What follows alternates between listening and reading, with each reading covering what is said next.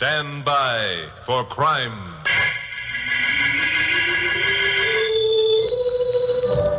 Chuck Morgan speaking, KOP newscaster in Los Angeles. You know, in spite of all the kidding that goes on between my blonde secretary, Carol Curtis, and me, she's really quite a gal. I depend upon her more than I sometimes care to admit. She's an eager beaver when it comes to lining up feature stories for my broadcasts, which, when you have to dig up 2 features a day, is a big help. But every once in a while, Carol goes overboard in her attempts to ferret out these features. Like last week, she claimed she had a hot tip from a mysterious person whose name she didn't know and who told her that a big shipment of marijuana was scheduled to be smuggled across the border at Calexico. And if we wanted an 8-columned headline yarn, we'd better be on hand.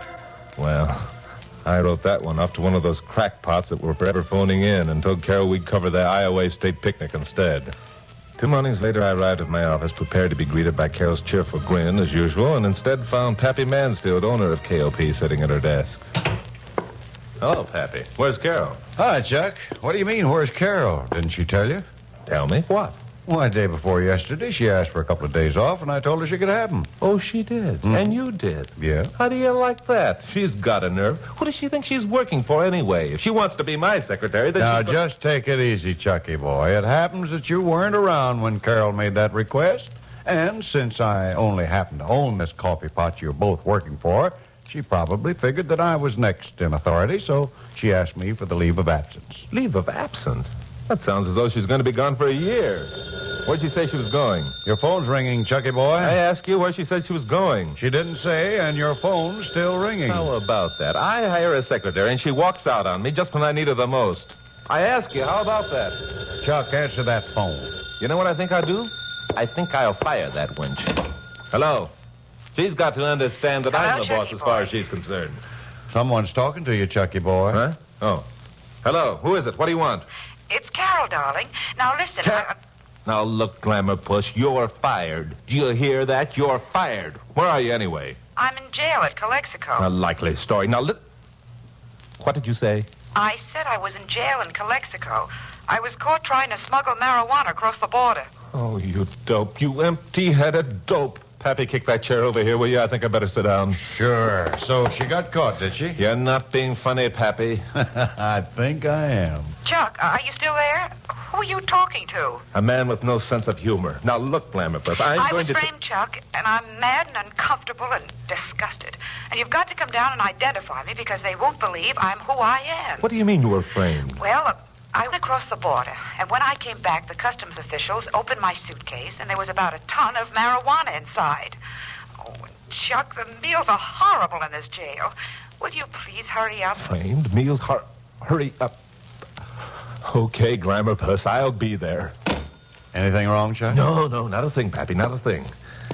By the way, I'd like to have a 2-day leave of absence. How about it? Why, sure, Chuck. Of course, you realize when you take a leave of absence, your pay stops. Yeah, I know. Okay, Pappy, stop my pay. I'm leaving for Calexico.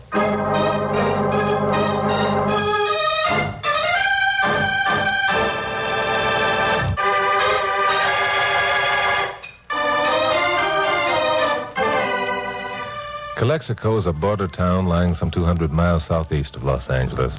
On the other side of the line in Old Mexico, the town is called Mexicali, the names of both being a play on words. A bunch of years ago, there was a song written about Mexicali and some kind of rose. I can hear it now. As I recall, it won popular favor. When I pulled into town around 4 in the afternoon and went immediately to the customs office, Glamour Puss had said she was in jail, but I figured it might be a good idea to establish her identity before I went over to bail her out. I was pleasantly surprised to discover that the customs official in charge was a man named Dave Walker, whom I knew when he was stationed at Tijuana. Dave was sitting in his office with his feet cocked up on his desk, and there was a good-looking blonde babe with him. The blonde babe I recognized, too. Her name was Carol Curtis.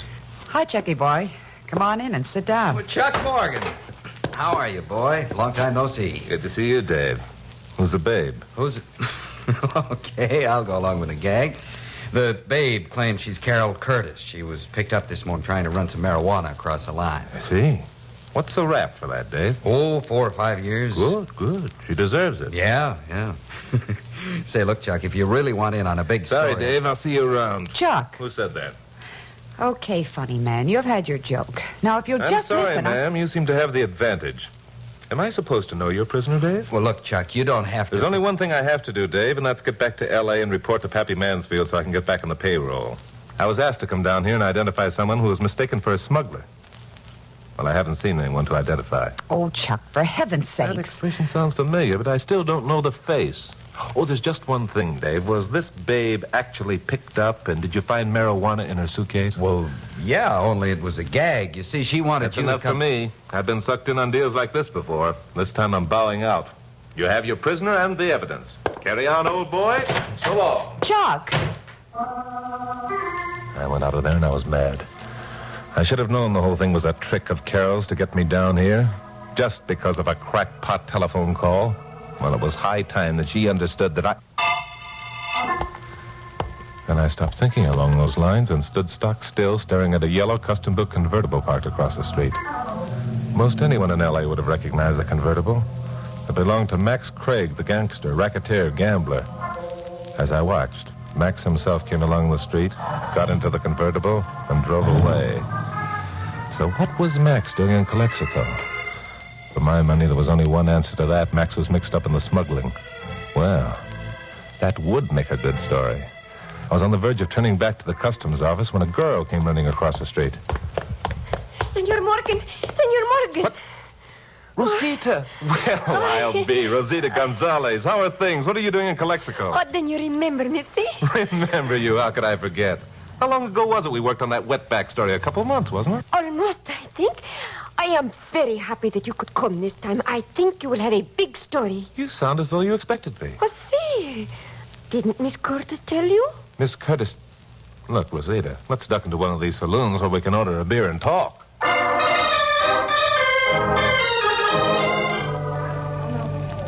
So it was you who called Carol. See, for many reasons I disguised my voice. You must promise to keep what I tell you very secret. Sure, I won't say a word. Gracias. First, you must know that I am a member of the Border Patrol. No kidding. Ah, see. As you know, my husband Jose was killed by a smuggler some time ago. Yeah, I had a hand in running down his murderer. And for that, I am very grateful, senor. That is why I called you about the dope smugglers. It will make a big story, I think. Well, that's fine, Rosita, but dope smuggling doesn't make very good copy anymore. It's become too common. Now, if you could set it up so the boys could dig up the big shots... That is what we are going to do tonight, senor. As you say, there are many little men who smuggle dope. All of them work for this big shot.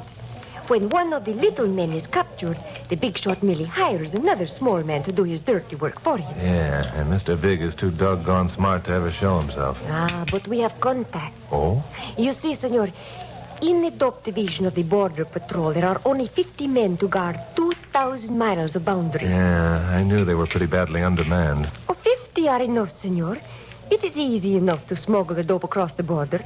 It is after it is in the United States that the arrests are made. When the contraband is transferred to the American distributors. I should think that'd be the toughest part of all. Oh, no. It is the contacts, the informers who make it easy. Some of these people we pay. Some inform because of dislike for dope smugglers. Oh, there are many reasons. I see. There is one man in town who is my contact, senor. He is a very important man. Many times he has given me information that has led to the capture of the smugglers and dealers. Oh, who is this gent? I will tell you his name, senor, because you must meet him. But again, I must ask you not to repeat. If his identity becomes known, the patrol will suffer greatly. I understand perfectly. His name is Pancho Florit, a naturalized American. He is an important man in town, a banker and politician. He has many friends among the peons. Many sources of information are open to him. And does Senor Florit know the identity of the big shot? Several days ago, a big shipment of marijuana came across the border.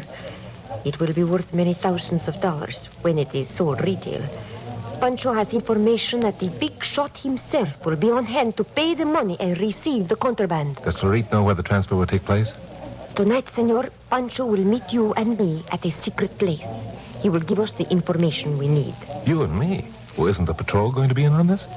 Senor, as you know, I am a very excellent shot. Yeah. It would be a great honor to me to make this arrest alone. And to you, senor, would go the honor of what you call the scoop.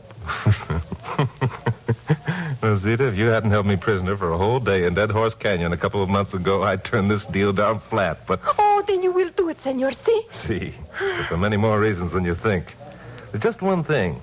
If you're seen so frequently in the company of Senor Florit, wouldn't it... Oh, Senor Morgan, no one knows I am a member of the patrol. And this Senor Florit is young and very handsome.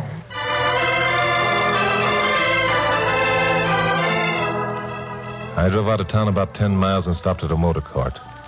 At 10 o'clock that night, Rosita picked me up. We drove along the highway for a half a dozen miles, then turned off into the desert. We came to a wide spot in a dirt road and parked, switching off the lights. There was a crescent moon hanging on the horizon and a soft breeze blowing. You sure your boyfriend will show up? He is not my boyfriend, senor. Pancho is married and very happy with his family. I envy him. But you said that... That he is young and handsome? See, it is very convenient for the roles we both play in this game. Ah, I see. Does the patrol pay Florit for the information he supplies? Pancho will accept no money. Oh? He has 3 children. People who handle dope he detests more than the lowest form of life. He has seen too many lives wrecked. Yeah, I can go along with him there. Listen. A car was approaching over the bumpy road, its lights out. In a moment, it drew alongside. A man got out, and Rosita introduced me to him. In the dim light, I could see that he was, as Rosita said, young and handsome. He motioned Rosita to get out, and they crouched over a smooth place on the ground. Florit drew a rough map with a stick, speaking rapidly in Spanish. Then he scuffed out the map, said goodbye to me briefly, and drove away. Rosita and I started ahead along the gravel road. This is all very mysterious. It is the only way the smugglers will operate when they make the transfer. Oh, why is that? It is very quiet on the desert at night. An approaching automobile can be heard a long way off. I get it. Where are we going now? There is a deserted range camp not far from here. It is there that the rendezvous will be made. We reached the range camp in about half hour, and Rosita parked behind a clump of mesquite. Then she opened up the trunk compartment, took out a flashlight and 2 guns. She gave me one of the guns, and we went inside. It will be a long wait, senor. You do not mind? Not at all. I have charming company. Gracias. But we must not talk or smoke. Right. The smugglers will arrive first with the dope. We must hold them prisoner until the man who is to buy it arrives. So we waited. An hour passed. 2. The hankering for a cigarette was becoming unbearable. I was considering making a tent of my coat and lighting up when Rosita said... Shh, listen, I think they are coming. This is strange. Pancho said they would arrive by horseback. Something's gone wrong, do you think? I do not know, but whoever these are, they will not be friends. I had an uneasy feeling there'd been a hit somewhere along the line, but there wasn't anything we could do about it now. The car stopped outside, and we heard footsteps approaching the shack. It sounded as though there were a dozen or more. Then the door opened and people came in. All right, get your hands up. Why, you... Get up. Don't shoot again, senor. It is Miss Curtis. You have hit her.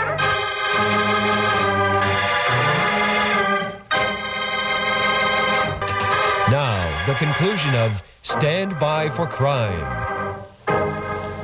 Well, this was a fine kettle of fish. Lying on the floor, blood staining the right sleeve of her blouse, was Carol. Standing above her, a gun smoking in his hand, was Dave Walker. Behind Dave were 2 other Border Patrol officers. But all this was only subconsciously registered on my mind. All I could see was Carol lying on the floor. I crossed quickly and kneeled down. Carol, darling, climb up to speak to me. Hi, Chucky boy. You're all right? As all right as anyone can be with a bullet lodged in her arm. Oh, Miss Curtis, I am so sorry. Rosita Gonzalez, what are you doing here? Yeah, and what are you doing here, Chuck? Never mind that. Right now, we've got to get Carol to a doctor. Rosita, let me have your scarf. Here. I'll bind this up, and then we've got to get out of here. Well, there wouldn't be any dope peddlers captured this night. If anyone had been within 10 miles of that range camp, they'd have heard the shots and yells. We drove back to town, rooted out a doctor, got Carol's arm fixed up. Then gathered in Dave Walker's office and were told where to head in.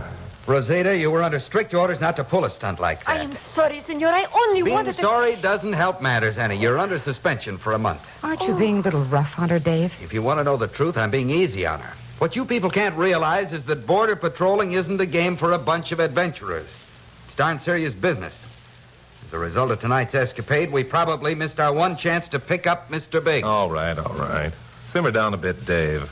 I don't blame you for being sore and throwing your weight around, but If this is such serious business, why did you have any part in helping Carol trick me into coming down here? Oh, Chuck, that isn't fair. Sure, it's fair. Well, Dave? Yeah, you're right. It's my fault as much as anybody's. I apologize. Let's skip the whole thing. I'll probably be the one to be suspended when the boss hears about this. Well, the boss won't mind if we hand him Mr. Big. We've got a fat chance of doing that now. I don't know. You know Max Craig was in town? Sure. We've had a man on him ever since he got here. Uh-huh. You think he's your boy? If we did and could prove it, we'd have nailed him a long time ago. Sure you would. By the way, who tipped you off about the rendezvous at the range camp? Rosita isn't the only one who has good contacts in this outfit. I should have known it. It is all my fault. I was thinking selfishly only of what a great honor it would be. Skip it, Rosita. This will be a good lesson for you. The Border Patrol functions as a team. That's the only way it can be successful. Yes, I know. I shall not forget again. Have you got any ideas, Chuck? Sure, I've got ideas. I've always got ideas. You want to hear them, Dave? What can I lose? Yeah, thanks. That's encouraging. Look, have you got anyone else spotted besides Max Craig who might be Mr. Big? Sure. About 5. Why? They all here in town? Some are, some aren't. Well, it doesn't matter, so long as none are farther away than Los Angeles. I don't know what you're getting at. We've been trying for months to put our finger on the one man who handles the greater part of the stuff that comes over the line, and so far all we've picked up is small fry. And it's high time you baited the big fish into your net.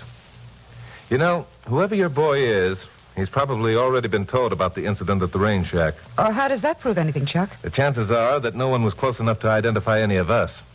As a matter of fact, knowing the type of people who handle dope, they probably hit for the border like a bunch of scared rabbits at sound of the first shot. So? So, our friend Mr. Big is probably sitting at home right now wondering what the devil was happening at the rendezvous last night. Well, what's your big idea? Suppose we send a telegram to the 5 people on your list of suspects. Just say something like, meet me, rendezvous tonight, midnight, important.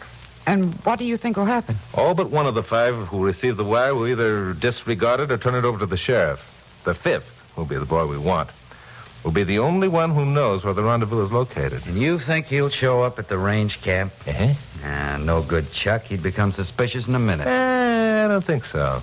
He knows that something went wrong last night. He knows the smuggler won't contact him personally, but he'll understand that telegram. Okay, now how are you going to get the smugglers there with their marijuana? Unless a transfer's made, we'll have nothing on the boy we want. I'll be the smuggler, and you provide the dope, Dave. Just put a little in a box and fill it up with something to make it weigh as much as the shipment that came over the line a few days ago. Well, I finally talked Dave into it. Dave was in the position of a man who was willing to try most anything after the fiasco of the night before. Frankly, I wasn't too hopeful that my plan would pay off. But I kept thinking that if this was a really big shipment, Mr. Big wasn't going to pass it up. There were too many other buyers who could take it over in small lots. So we sent the telegrams and then got some sleep. At 4 p.m., Dave checked the sheriff's office and was told that no one had reported receiving a mysterious telegram. Well, this wasn't surprising. The 5 men to whom the wires had been sent were all shady characters, and it wasn't likely that any of them would want any truck with the law.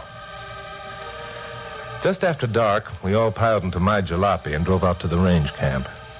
I parked in plain sight, told Carol to stay in the car, and if anyone showed up, to get down and out of sight. I didn't want her to get mixed up in any more shooting. Rosita and I went into the shack. Dave and the other officer would come along, hid in the bushes. Waiting was a repetition of the night before, only this time it was easier. I was pretty sure our man was going to show up. About 11:45, we heard a car coming across the desert. The car is coming, senor. Yeah, I hear it. Get over to that window, but keep down, out of sight. Oh, you needn't worry. You have the package? Yeah, right here. Well, here goes. So I opened the door of the shack and stepped out, keeping in the shadows, the package under my arm. A car was parked next to mine. Glamourpuss was nowhere in sight. I stood still and waited. At first, I thought the man behind the wheel wasn't going to get out. He just sat there, watching me. I didn't move either. After a while, the car door opened, and the guy got out and walked toward me slowly. He stopped about 10 feet away, his face in the shadows. That the stuff? Yeah. You got the dough? Yeah. package on the ground. Back up. So I put the package on the ground and backed away. The man waited a minute, then he moved forward. His hat was pulled down and his coat collar turned up. Turn around. So I turned around and waited. A couple of seconds passed. Okay. I turned back. The package was gone. There was an envelope lying on the ground. The man was backing toward his car. I reached into my pocket and pulled out my gun. All right, Pancho Florit, get your hands up. Who are you? Florit didn't get his hands up. He'd been holding a gun all the time. He lifted one arm, slammed a shot at the shack. There was a crash of glass. Then he dropped to one knee and took a shot at me. I let go with an answering shot. But Florit was on his feet, zigzagging toward his car. Dave and his pal were coming from their hiding places. But Florit slammed the door of his car and meshed the gears. Then a figure rose up behind him and smashed something heavy down on his head. He sagged forward like an empty sack. I went running up and found Glamourpuss standing up in the back seat of the convertible with a heavy wrench in her hand. Glamourpuss. I'm sorry, Chuck, but I wanted to be in on this, too. Did I do all right? Did you do... Glamourpuss, remind me to tell you how wonderful I think you are the next time we're alone.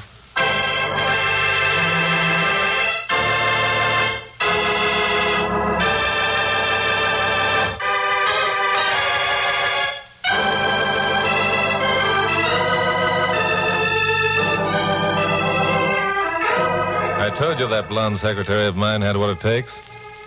She'd been watching the shack and had seen Rosita's face at the window and had guessed what was going to happen. Rosita, after all, was a woman and was therefore curious and couldn't resist taking a look at Mr. Big. When she recognized her contact, Pancho Florit, she was probably so startled she just stood there and gaped. Fortunately, Florit's bullet missed her. Well, by 4 o'clock that afternoon, Glamourpuss and I were back in L.A. telling the story to Pappy. Chuck figured it all out, Pappy. Don't you think he's wonderful? Oh, he's terrific. What's your arm doing in a sling, Carol? Oh, never mind that.